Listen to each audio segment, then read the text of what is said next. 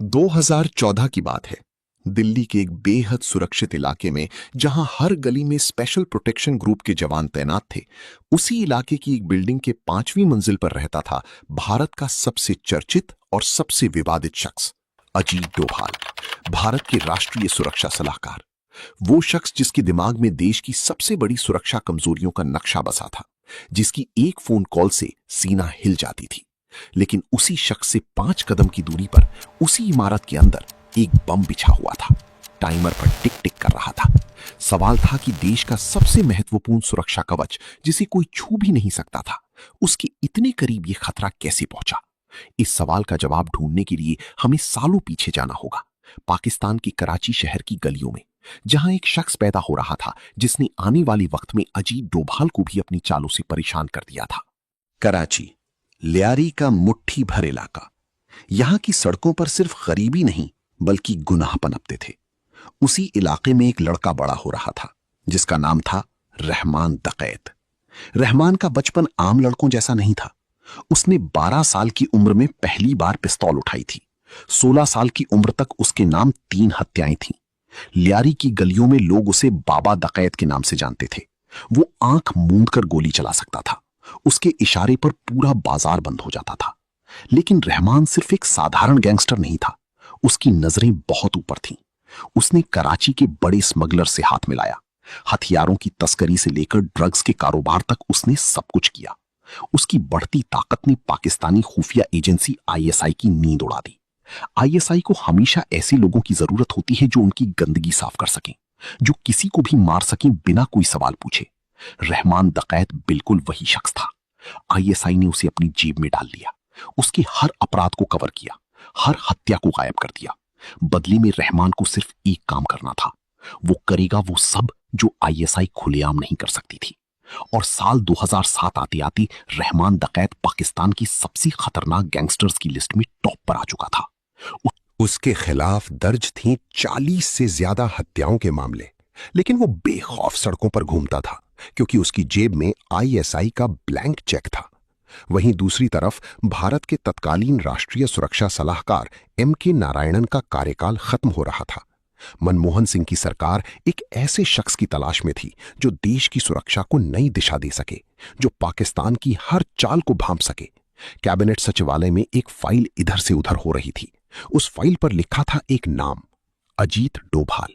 वो शख्स जिसे देश के सबसे जटिल ऑपरेशंस का अनुभव था, जिसने पंजाब के आतंक के काले दिनों में बिना बंदूक उठाए सैकड़ों आतंकियों को सरेंडर करवाया था, जो कभी खुद अंडरकवर जाकर दुश्मन के गढ़ में घुस जाता था। सरकार को उस पर भरोसा था, लेकिन विपक्ष को नहीं था। जब अजीत डोभाल का नाम राष्ट्रीय सुरक्षा सलाहकार के पद के लिए आया तो हंगामा मच गया। विपक्ष ने कहा, यह शख्स बहुत विवादित है, इसकी सोच बहुत आक्रामक है, यह देश को युद्ध में धकेल देगा। लेकिन मनमोहन सिंह ने अपनी सरकार की पूरी ताकत लगा दी और 2 जनवरी 2014 को अजीत डोभाल भारत का राष्ट्रीय सुरक्षा सलाहकार बन गया। ये वही दिन था जब रहमान दकैत के जीवन का सबसे बड़ा सुनहरा मौका भी आया था। जिस दिन अजीत डोभाल ने एनएसए का पद संभाला, उसी दिन पाकिस्तान के रावलपिंडी में आईएसआई का एक गुप्त संचालन बैठक चल रही थी। उस बैठक में तय हुआ कि नए एनएसए को सबक सिखाना जरूरी है। सबक सिखाने का काम दिया गया रहमान दकैत को। रहमान के सामने अब एक सुनहरा मौका था। उसे ऐसा कुछ करना था जिससे पूरी दुनिया को पता चले कि भारत का एनएसए भी असुरक्षित है। उसने अपने जाल बुनने शुरू कर दिए। उसके हाथों में मुंबई के अंडरवर्ल्ड की पुराने कनेक्शन थे। उसने दिल्ली में अपने कुछ ऐसे लोग बिठा दिए जो किसी को भी पहचान नहीं सकते थे। हर रोज नकली पहचान पत्र बदलते थे। उसने कराची से हथियारों की एक छोटी सी कंसाइनमेंट मंगवाई जो दिल्ली के एक मैरिज हॉल की बेसमेंट में पहुंच गई। हथियारों के साथ आरडीएक्स भी था, लगभग 5 किलोग्राम। इतना आरडीएक्स पूरी 5 मंजिला इमारत को ढा सकता था। और ये आरडीएक्स पहुंचने वाला था ठीक उसी बिल्डिंग में जहां अजीत डोभाल रहता था। मार्च 2014 का महीना था। दिल्ली में सर्दी अब अपने आखिरी पड़ाव पर थी। 7 मार्च की शाम अजीत डोभाल अपने घर पर थे। उनके साथ उनकी पत्नी और बेटा था। घर के बाहर कमांडो की पूरी फौज तैनात थी, लेकिन अंदर कोई नहीं था। और उसी बिल्डिंग की 4थी मंजिल पर एक फ्लैट खाली पड़ा था। वो फ्लैट एक आईएसआई एजेंट के नाम पर बुक था। उस एजेंट ने 3 महीने पहले वो फ्लैट किराए पर लिया था। पड़ोसियों को लगता था वो एक बिजनेसमैन है जो अक्सर बाहर रहता है। असल में वो बिजनेसमैन कोई और नहीं बल्कि रहमान दकैत का दायां हाथ था। उसी फ्लैट में उसने 3 बड़े सूटकेस रखे थे। एक सूटकेस में थे हथियार, दूसरे में था आरडीएक्स, तीसरे में थी डेटोनेटर और टाइमर। 8 मार्च को भोर में 4:30 बजे अजीत डोभाल की नींद अचानक टूट गई। उन्होंने बिना कुछ सोचे अपने ऑफिस को फोन मिलाया। उनके मन में एक बेचैनी थी, जैसे कोई अनहोनी होने वाली हो। उन्होंने अपने सुरक्षा अधिकारी को बुलाया और कहा, मेरे घर के आसपास की हर फ्लैट की तलाशी लो, तुरंत। सुरक्षा अधिकारी थोड़ा हिचकिचाया, क्योंकि आखिरकार वहां रहने वाले लोगों की स्क्रीनिंग पहले ही हो चुकी थी। लेकिन डोभाल के इशारे पर कोई सवाल नहीं उठा सकता था। सुबह 5:30 बजे जवान चौथी मंजिल के उस फ्लैट के दरवाजे पर दस्तक दे रहे थे। कोई जवाब नहीं आया। उन्होंने दरवाजा तोड़ा। अंदर का नजारा देखकर हैरान रह गई। फर्श पर 3 बड़े सूटकेस, एक खुला पड़ा था जिसमें से गोलियां बिखरी हुई थीं। दीवार के सहारे आरडीएक्स से भरा एक बैग। टाइमर पर 7:10 का समय लगा था, यानी अब सिर्फ 1.5 घंटा बचा था। उस टाइमर की लगातार टिक टिक करने की आवाज पूरी बिल्डिंग में गूंज रही थी। बम निष्क्रिय करने के लिए बुलाए गए एक्सपर्ट्स ने बताया कि अगर ये बम फटता तो न सिर्फ पूरी बिल्डिंग ढह जाती, बल्कि आसपास की 3 और इमारतें भी तबाह हो जाती। अजीत डोभाल और उनका परिवार सिर्फ 5 कदम की दूरी पर था। 5 कदम, इतनी छोटी दूरी। ये खबर जैसे ही बाहर आई, पूरे देश में सनसनी फैल गई। देश का सबसे सुरक्षित आदमी कैसे इतना असुरक्षित हो सकता है? क्या ये सिर्फ एक चूक थी या फिर कोई बड़ी साजिश? रहमान दकैत ने जब सुना कि उसका प्लान फेल हो गया है तो वो आग बबूला हो गया। उसने अपने दिल्ली वाले एजेंट से पूछा, कैसे हुआ ये? एजेंट ने बताया, साहब, डोभाल ने खुद तलाशी के आदेश दे दिए। रहमान को यकीन नहीं हुआ कि कोई इंसान इतनी बेचैनी से अपने अंतर्ज्ञान पर भरोसा कर सकता है। उसने अपने आईएसआई हैंडलर से कहा, डोभाल कोई आम आदमी नहीं है, ये तो जानवर है, इसे जल्द से जल्द खत्म करना पड़ेगा।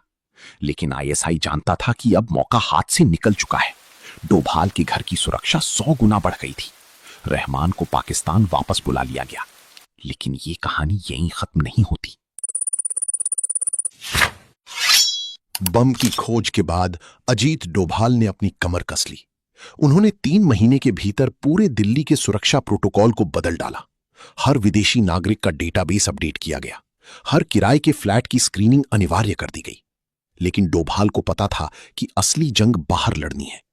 उन्होंने रॉ और आईबी को निर्देश दिया कि रहमान दकैत को किसी भी कीमत पर खत्म किया जाए। इसके बाद जो हुआ वो किसी थ्रिलर से कम नहीं था। भारतीय खुफिया एजेंसियों ने रहमान के सभी ठिकानों पर नजर रखनी शुरू कर दी। कराची के अंदर भारत के गुप्त एजेंट सक्रिय हो गए। 1 साल तक चली इस जंग के बाद आखिरकार सितंबर 2015 में रहमान दकैत को उसकी ही घर के बाहर गोलियों से भून दिया गया। किसने मारा ये आज तक कोई नहीं जानता, कोई जिम्मेदारी नहीं ली। लेकिन अंडरवर्ल्ड के गलियारों में एक ही नाम गूंज रहा था, अजीत डोभाल। कहा जाने लगा कि जिसने डोभाल को मारने की साजिश रची थी, उसकी मौत खुद डोभाल के इशारे पर हुई है। लेकिन क्या ये सच है या महज अफवाह, ये कोई नहीं जानता। असली सच तो शायद उन्हीं अंधेरे कमरों में दफन है जहां देश की सबसे बड़ी सुरक्षा फाइलें रखी जाती हैं। साल 2018। बॉलीवुड के एक प्रोड्यूसर को यह कहानी इतनी पसंद आई कि उसने इस पर फिल्म बनाने का फैसला कर लिया। फिल्म का नाम रखा गया धुरंधर, जिसमें रणवीर सिंह ने एक अंडरकवर एजेंट का किरदार निभाया, अक्षय खन्ना ने खलनायक का। लेकिन इस फिल्म में सबसे चर्चित किरदार था आर माधवन का। उन्होंने एक ऐसे शख्स का किरदार निभाया जो चश्मा लगाए, धीमी आवाज में बात करता है और उसके एक इशारे पर पूरी फिल्म चलती है। उस किरदार का नाम था अजय सान्याल। और हर कोई जानता था कि यह अजय सान्याल कोई और नहीं बल्कि अजीत डोभाल की झलक है। फिल्म में एक सीन था। अजय सान्याल अपने ऑफिस में बैठे हैं। एक टीवी स्क्रीन पर उनकी निगाहें टिकी हैं। पता चलता है कि मुंबई के किसी इलाके में बम रखा हुआ है। उससे सिर्फ 5 कदम की दूरी पर एक बड़ा राजनेता रहता है। अजय सान्याल फटाफट फैसला लेते हैं, अपने हीरो को भेजते हैं। हीरो बम के पास पहुंचता है, तार काटता है, बम निष्क्रिय हो जाता है। फिल्म के डायरेक्टर ने जब पूछा कि यह सीन किसने लिखा, तो लेखक ने बताया कि यह असल जिंदगी से उठाकर लाया गया है। हालांकि फिल्म के मेकर्स ने साफ कर दिया था कि धुरंधर किसी एक शख्स पर नहीं बल्कि उन सभी जांबाज एजेंट्स पर आधारित है जिन्होंने देश के लिए अपनी जान गंवाई। लेकिन दर्शकों ने फिल्म को देखते ही देखते कनेक्ट कर लिया था। आर माधवन की किरदार की बॉडी लैंग्वेज, उसकी बात करने का तरीका, उसके चश्मे के पीछे छिपी वो ठंडी निगाहें, सब अजीत डोभाल की तरफ इशारा कर रहा था। और सबसे बड़ा कनेक्शन था वो डायलॉग, इस कंट्री में दुश्मन की बुद्धि को मात देने का कोई सर्टिफिकेट नहीं मिलता, या तो तुम बच जाते हो या फिर तुम्हारी लाश मिलती है। ये डायलॉग बिल्कुल अजीत डोभाल के मिजाज को दर्शाता था। फिल्म रिलीज हुई, सुपरहिट रही, लेकिन असली कहानी जो फिल्म से कहीं ज्यादा दिलचस्प है वो कभी फिल्म नहीं बन पाई। शायद इसलिए क्योंकि उस कहानी में अभी भी बहुत से ऐसे राज छिपे हैं जिन्हें सरकार नहीं चाहती कि दुनिया जाने। अजीत डोभाल से 5 कदम दूर जो बम रखा था वो आज भी एक राज है। क्या वो सिर्फ रहमान डकैत की साजिश थी या उससे भी ऊपर कोई और था? क्यों एक आम गैंगस्टर को देश की सबसे बड़ी सुरक्षा सलाहकार तक पहुंचने दिया गया? क्या उस बिल्डिंग में कोई अंदरूनी मददगार था? ये सवाल आज भी अनुत्तरित है।